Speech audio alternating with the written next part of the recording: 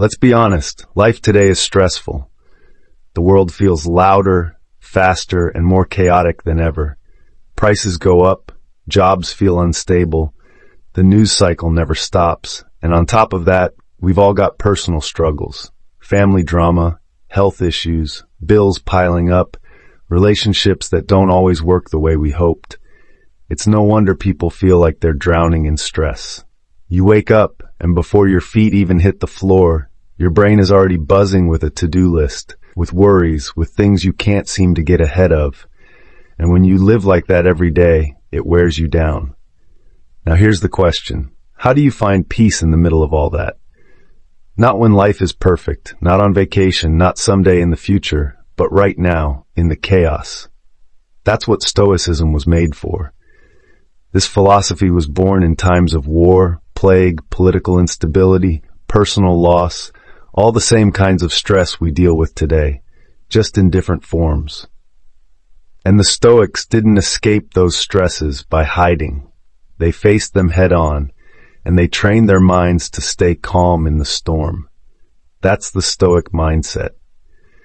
It doesn't promise you a life without problems. It promises you strength in the middle of them. It promises you that while the world spins out of control, you don't have to. You can stand steady, calm, and clear no matter what's happening around you. And that's exactly what I want to explore with you in this video. Let's start with the foundation. Epictetus said, "We cannot choose our external circumstances, but we can always choose how we respond to them." This is the heart of the Stoic mindset in stressful times. You can't stop the bills from coming. You can't stop your boss from being demanding. You can't stop the traffic from making you late, but you can choose your response. And in that choice lies your freedom. Stress grows when you fight reality, when you scream at things you can't change. Peace begins the moment you accept what's outside your control and put your energy into what's inside your control. So let's make this practical. Imagine you just got news that your company is downsizing. Panic sets in. Your chest tightens. Your thoughts race with what-if scenarios. A Stoic approach is not to pretend it doesn't hurt. Of course it does. But instead of spiraling, you pause and ask, what's in my control right now? Maybe it's updating your resume. Maybe it's reaching out to your network. Maybe it's cutting back on expenses. You can't control the company's decision, but you can control your preparation, your effort, your mindset. That shift won't erase the stress, but it will shrink it. It turns chaos into something you can handle step by step. Another foundation of the Stoic mindset is remembering that stress is often amplified by our imagination. Seneca wrote, "We suffer more often in imagination than in reality."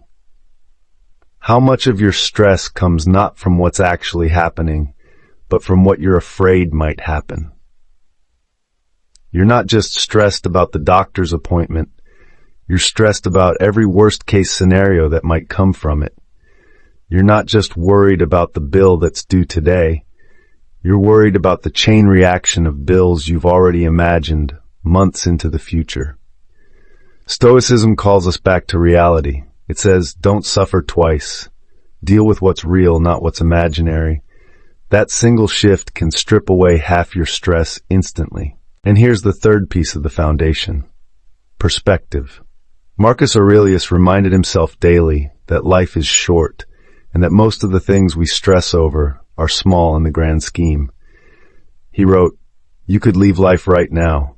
Let that determine what you do and say and think." When you read that in the middle of a stressful day, it hits hard, because suddenly the rude email, the traffic jam, the argument, they shrink. They don't disappear, but they lose their power over you. Memento mori, remember death, isn't about being morbid. It's about living wisely, not wasting your limited time on things that don't matter. So here's how the Stoic mindset begins in stressful times. Accept what you can't control, focus on what you can, stop suffering in imagination, and put stress into perspective by remembering what truly matters.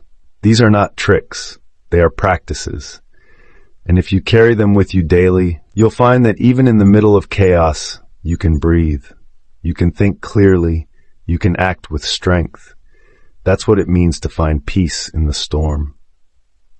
Let's bring this down to ground level, because stress is never just an abstract idea. It shows up in the real details of our lives. And for most people, the three biggest stress zones are work, money, and family. If we can learn to apply Stoicism in these areas, we'll feel the difference immediately.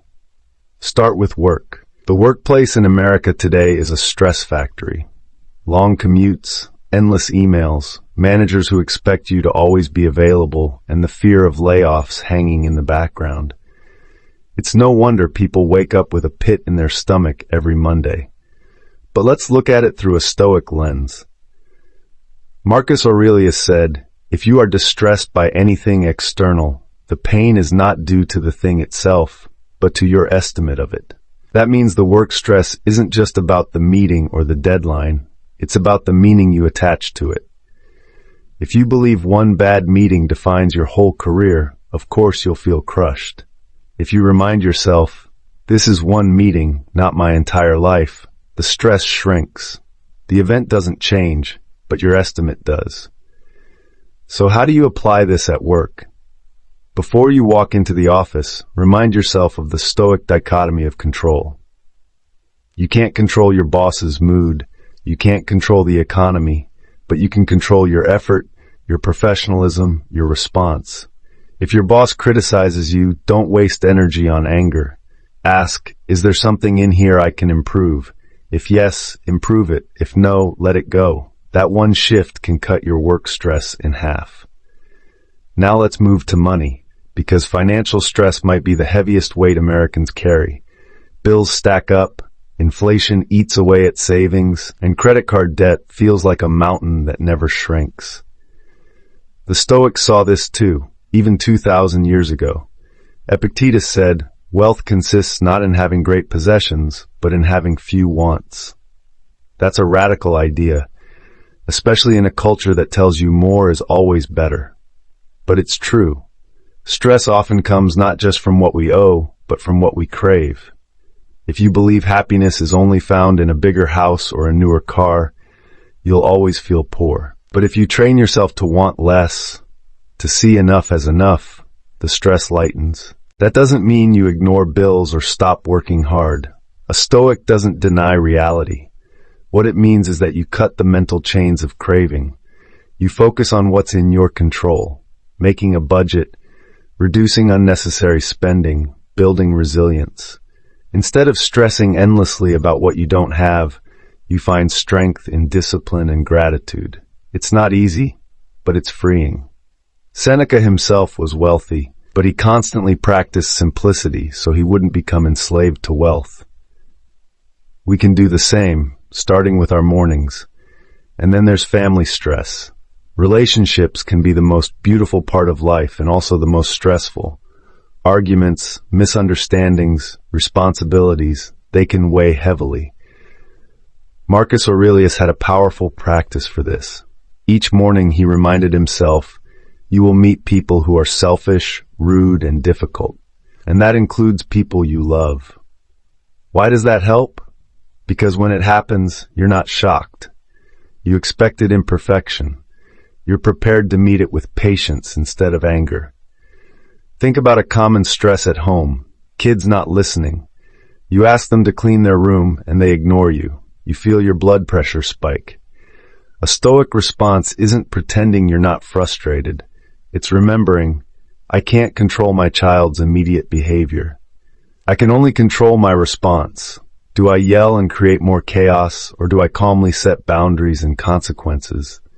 The first reaction adds stress. The second response reduces it. Same situation, different mindset, completely different outcome. Or take marriage. Maybe your partner forgets something important, or you're carrying the weight of bills and chores while feeling unappreciated.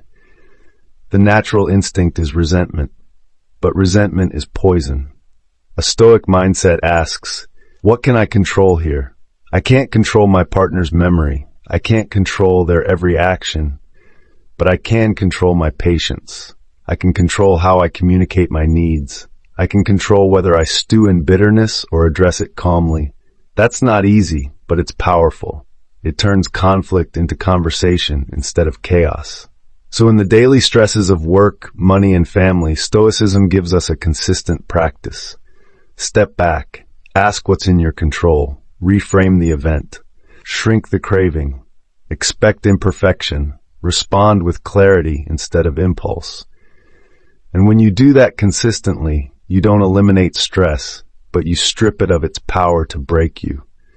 You stay standing, you stay calm, and little by little, you build a mindset that feels unshakable in the middle of chaos. If there's one thing stress does to us, it's that it gets inside our heads. It doesn't just stay out in the world. It follows us into bed at night. It sits with us at the dinner table.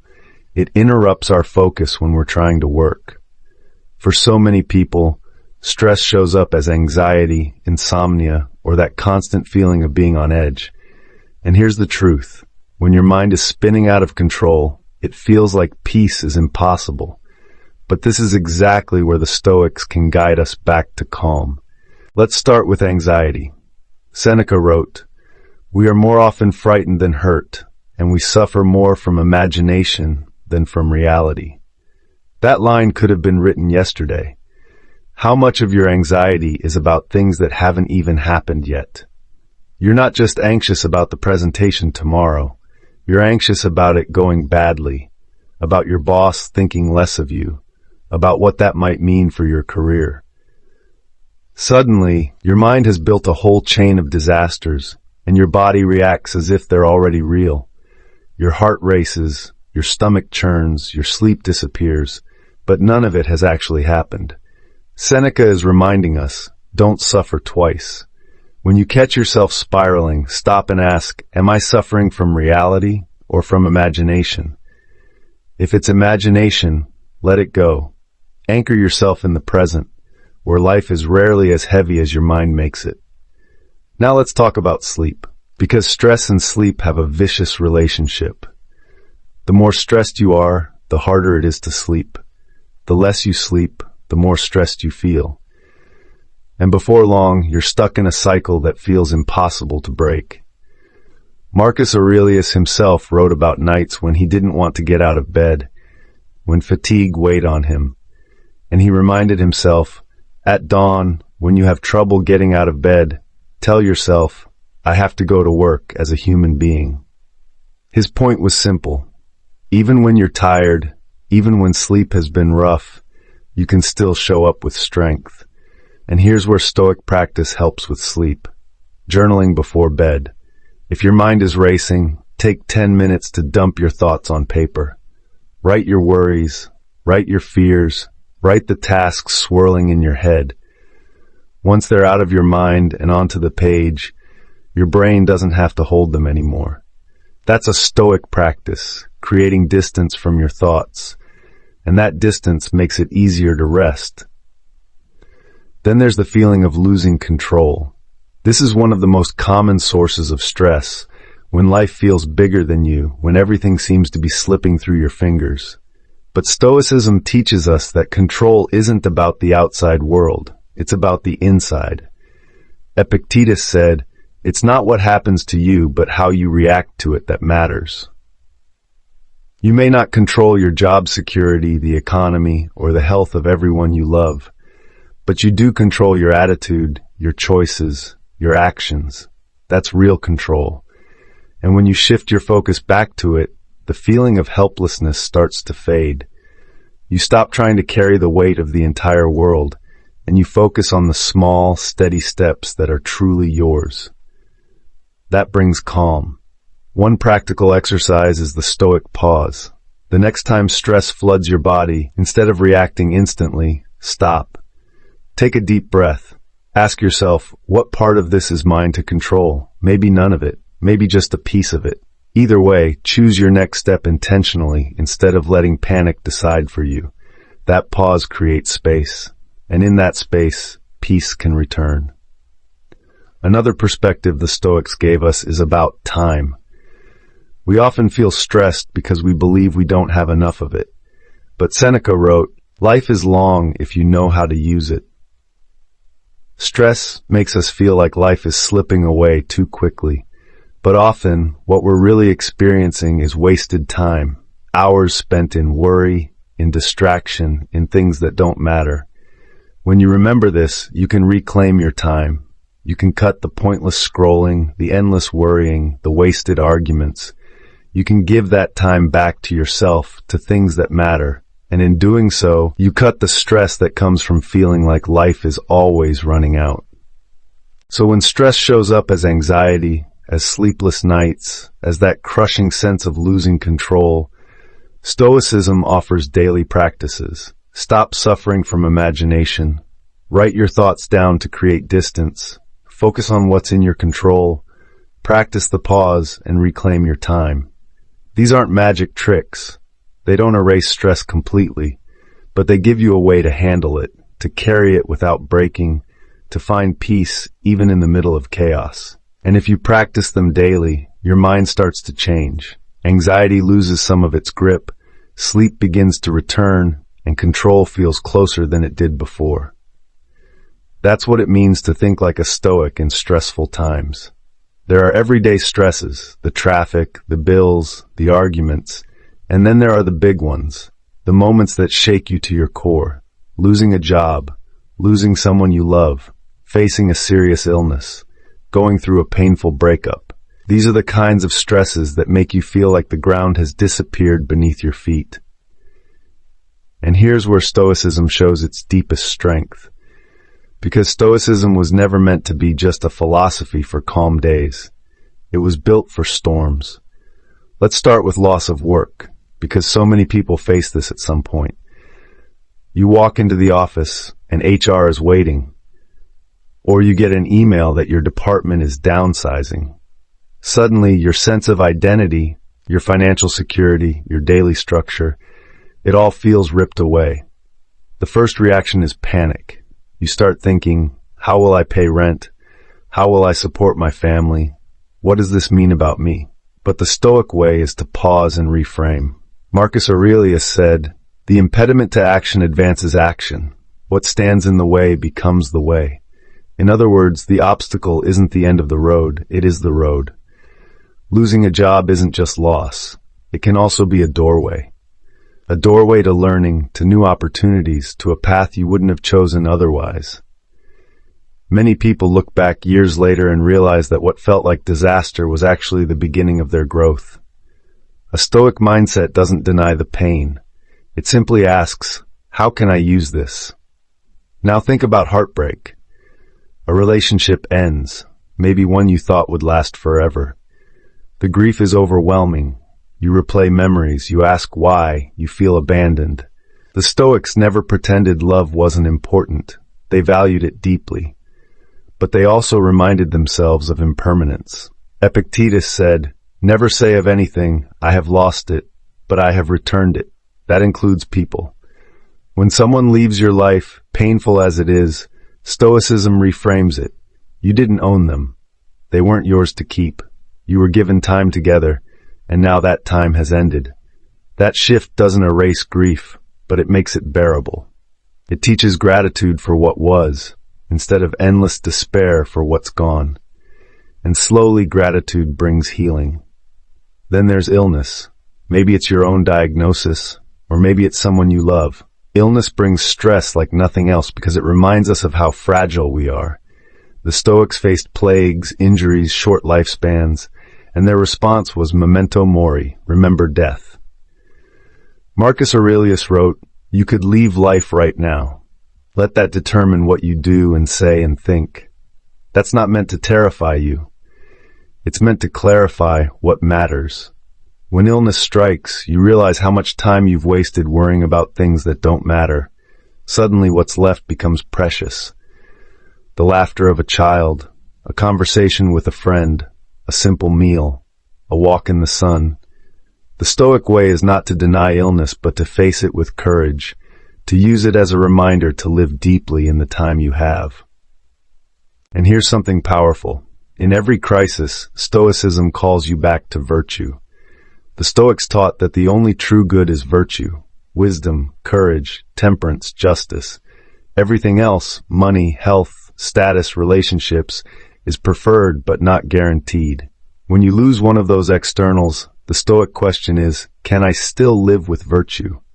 If the answer is yes, then I am not destroyed. That's why Epictetus, even as a slave, could say he was free. His body was not in his control, but his mind and his choices were. And that freedom is something no crisis can take from you.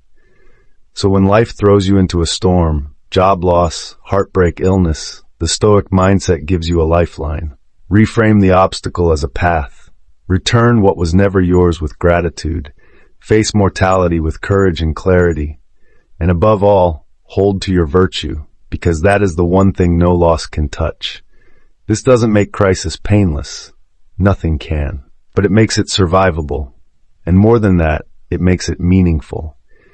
Because instead of breaking you, the storm becomes your teacher. It shapes you into someone stronger, wiser, calmer. That's the Stoic gift in times of crisis. Not escape from pain, but growth through it. So here we are, standing at the end of this conversation, and I want you to take a breath. Because if you followed along, you've seen what the Stoics were trying to teach us all along.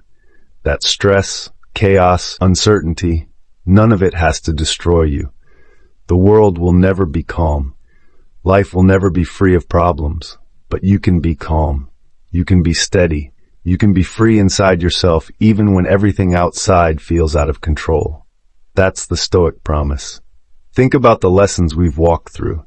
Epictetus reminded us that while we cannot control circumstances, we always control our response. Seneca reminded us that most of our suffering comes not from reality, but from our imagination. Marcus Aurelius reminded us that life is short, that death is always near, and that perspective makes stress shrink into its true size.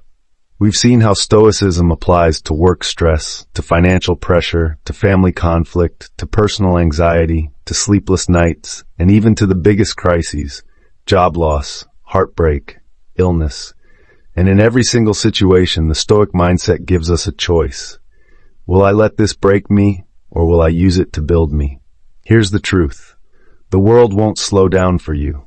Bills will keep coming. People will still be difficult. Bad news will still show up on your phone. But you don't need the world to slow down. You just need to strengthen yourself. And Stoicism is how you do that. Every time you pause before reacting, every time you focus on what's in your control, every time you remind yourself not to suffer twice, every time you see obstacles as opportunities, you are training your mind. You are building a kind of inner fortress that stress cannot tear down. So let me ask you this. What would your life feel like if you carried that mindset for the next week? What if you woke up tomorrow and instead of dreading the day, you reminded yourself, whatever happens, I control my mind? What if you caught yourself spiraling in worry and asked, am I suffering from reality or imagination? What if you faced your obstacles with the belief that they are not walls, but paths? That kind of mindset wouldn't just change your day, it would change your life. The Stoics weren't superhuman. They felt pain, anger, fear, grief, but they practiced. They trained themselves to respond with strength, not weakness. And that's available to you too. You don't need to be Marcus Aurelius to live with calm in the middle of chaos. You just need to start practicing. Today, right now. So here's my challenge to you. For the next 7 days, pick one Stoic practice and carry it into your stressful moments. Maybe it's writing down your worries before bed. Maybe it's pausing to ask, what's in my control? Maybe it's carrying a Stoic quote in your pocket and repeating it when stress hits. Pick one, live it, and watch how your mind begins to change. Because peace isn't found in a life without problems. Peace is found in the way you meet them. And with the Stoic mindset, you can find peace even in the middle of chaos. If this video spoke to you, subscribe and stick around. We'll keep exploring Stoic wisdom and how it applies to modern life. Share this with someone you know who's carrying heavy stress because they might need this reminder today. And in the comments, tell me, What stress are you facing right now? And which Stoic practice will you try this week? Remember, the world may not calm down, but you can. And that's enough.